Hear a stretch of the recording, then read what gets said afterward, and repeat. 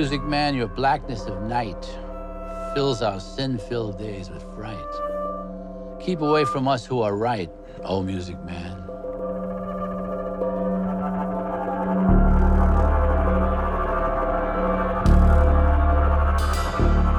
Oh music man, don't mingle with our kind. There's nothing here for you. We just use you to ease us through our perfect vanilla existences, oh music man.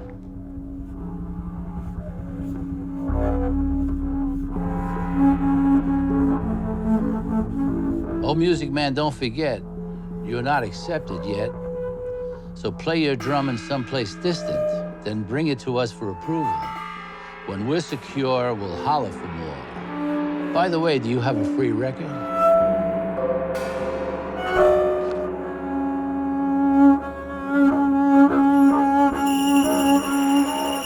Music men usually don't live that long. I'm surprised that I'm still here talking to you, but I'm happy to state some things about being a musician, some things about being a Buddhist, some things about playing music, some things about creating music, some things about meditation, some things about warfare. What else can I say?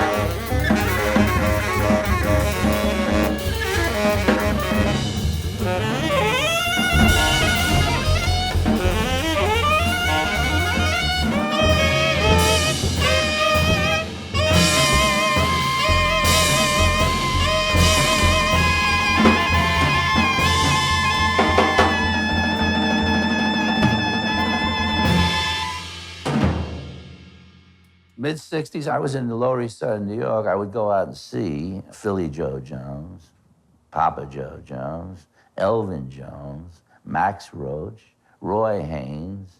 I mean, it's silly, man. This was a period of time that has not come back.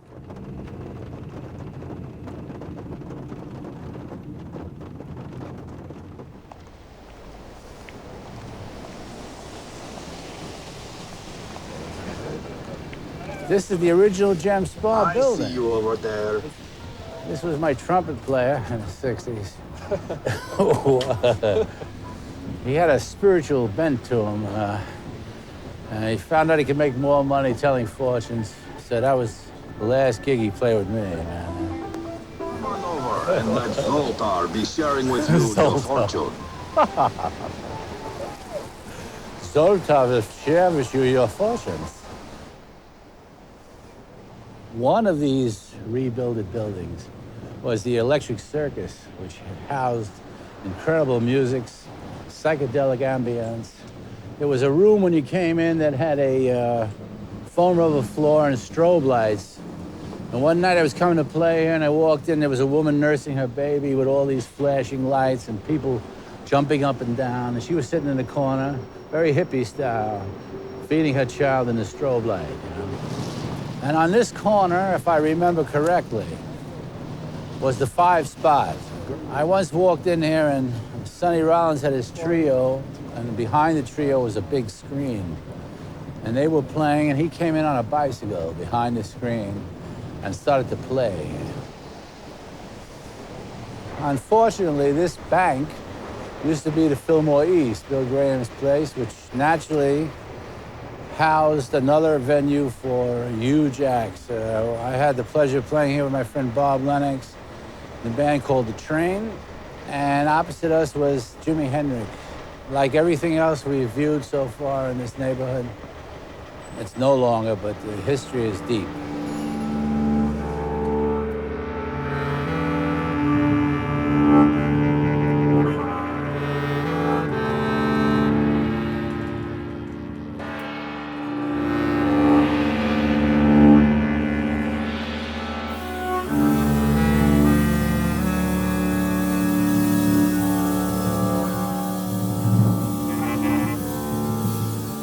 kappa for me was seeing Coltrane at the half note.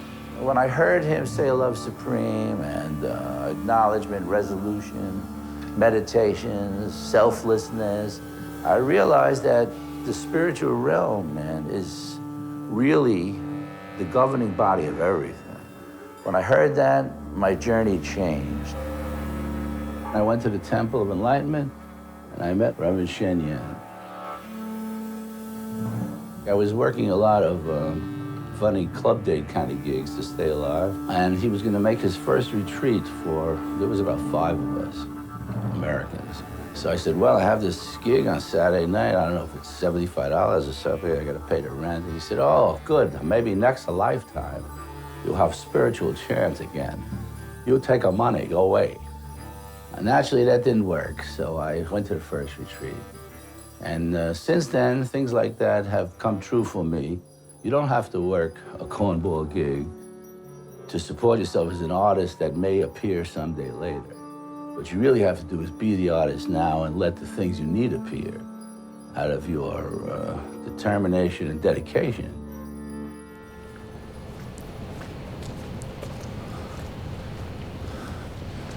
Well, in the early days, there were only a handful of students, and it kept building and building. And as he said, if you become famous because of the work you're doing, that's fine. And he became really large, you know. So this is where we would come in the early days for retreats. It was a great opportunity to be near Master Shen Yan a lot, you know. I used to be here at the old temple, and first the Temple of Enlightenment in the Bronx, when I met Shifu, 1975. And then I've been away a lot. I'm a bad boy. Why? That's walking meditation on a retreat. Here's Shifu. This is the Temple of Enlightenment here in the Bronx. So you have a Dharma name? Yeah, from 1975. Guo Xing, Guo Xing. Tang Di. Di, yes. Good. Excellent. Yeah, this is our precinct. That's me. That's you? Yeah. You was here? Yeah, you see here, that's me here. Oh, that's you? Yeah. Oh, it's young. I was.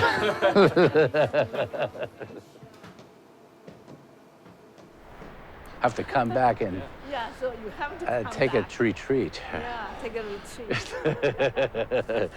I need one.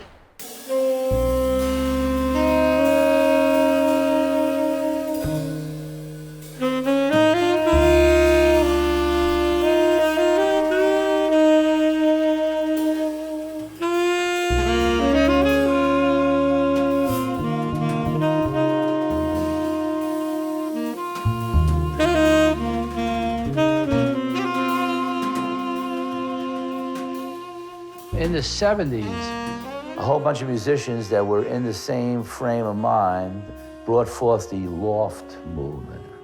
We were playing gigs to make money, and we were playing in these lofts to play. I couldn't see how to do this only. So I figured out that I had to leave the country.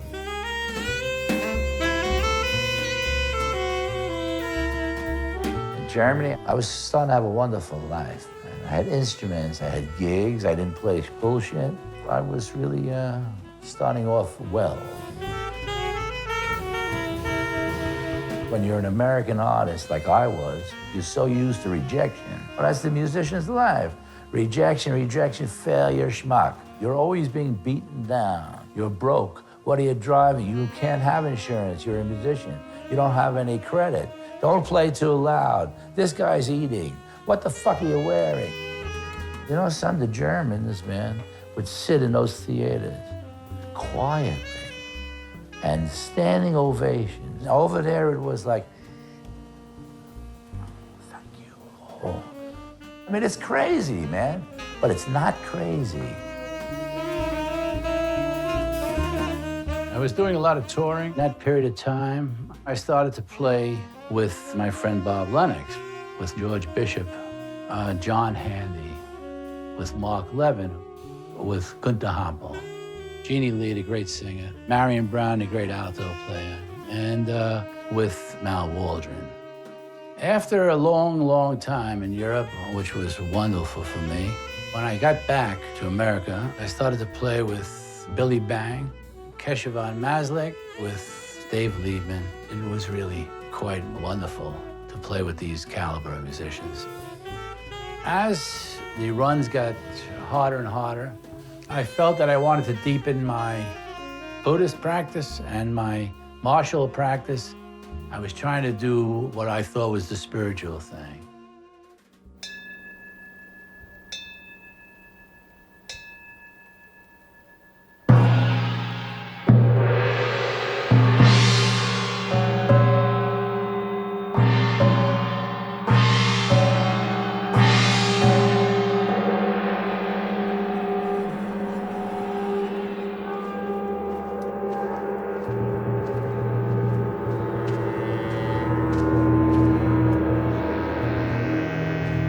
We used to walk from the meditation hall to the path which goes along those trees down there, alongside the lake. We would choose from two techniques of meditation. So you directly close out all other doorways except hearing, for instance. You fix yourself on one sound, maybe the sound of the brook. Or you can choose to see. So if I want to see something, that branch, I just focus on those. So we sit and contemplate about a half hour using one of these two methods.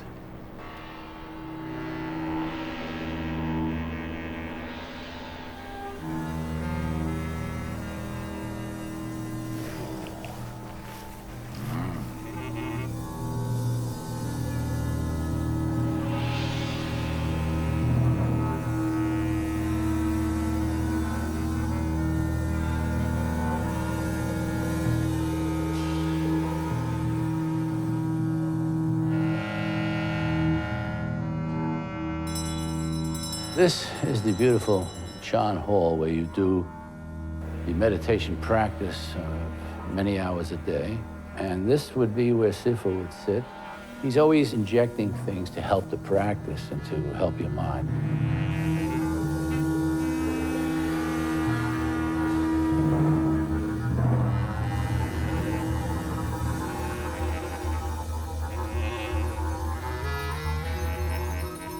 I don't really have a personal spiritual philosophy because I'm really a non-existent.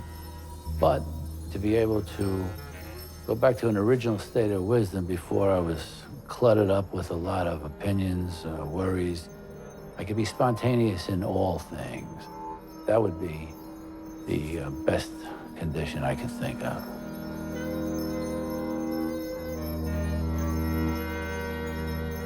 My music philosophy is the same thing.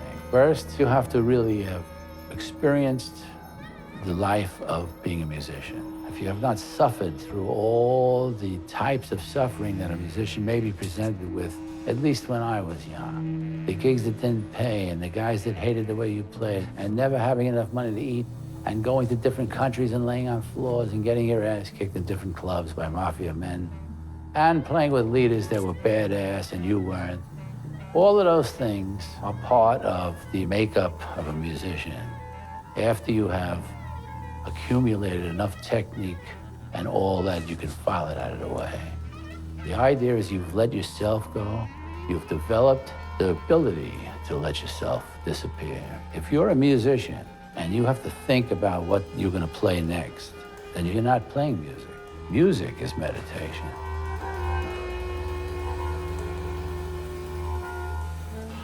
In Tai Chi, if you need to make a strike, it's never done till the very end. So if I wanted to play something with a tact, I could be like this.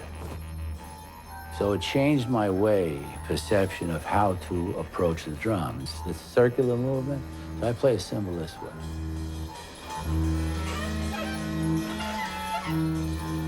The music, the martial arts, the meditations, to me, it's all the same thing.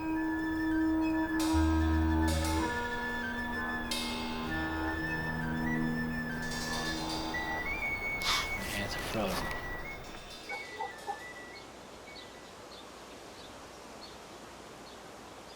I had heard about him. I had seen him a couple of times before playing around, and I liked the way he played.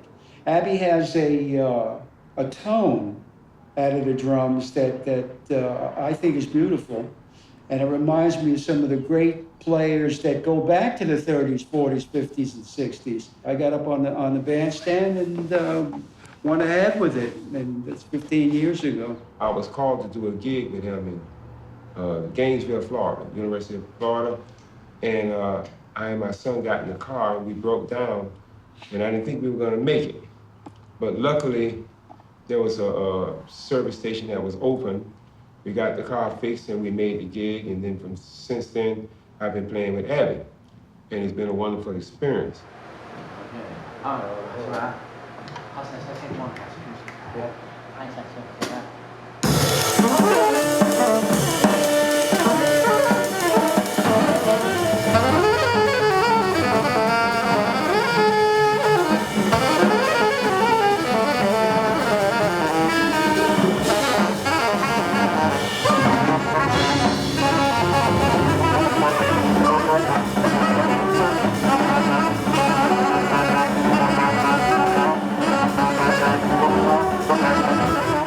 It's an opportunity for me to get out of my ego, to get away from myself.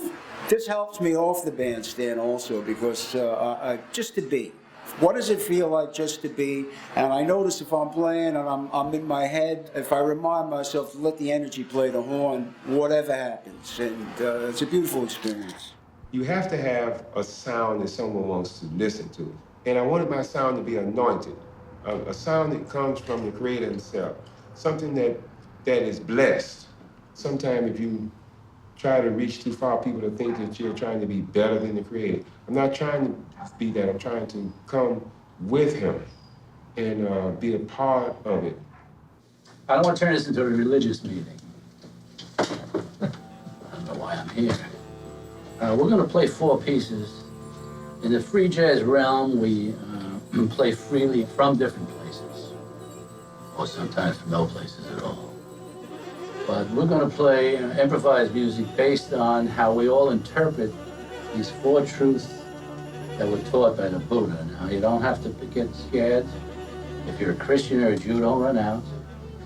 This is not to convert anybody, and this has nothing to do with religion. This has to do with a man who wanted to find out what he thought the main cause of suffering on the planet was. So after many years of searching, he came out with a teaching after he got enlightened, so supposedly called the 4 Noble Truths.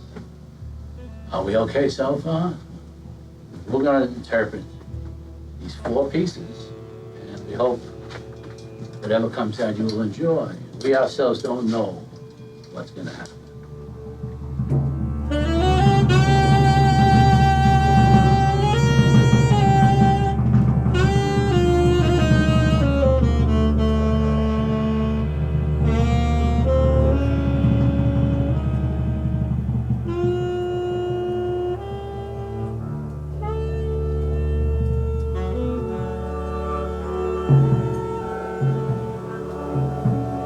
Gate, Aragate, Arasamgate, Bodhisattva, in English, gone, gone, gone beyond, completely gone, awake, so be it.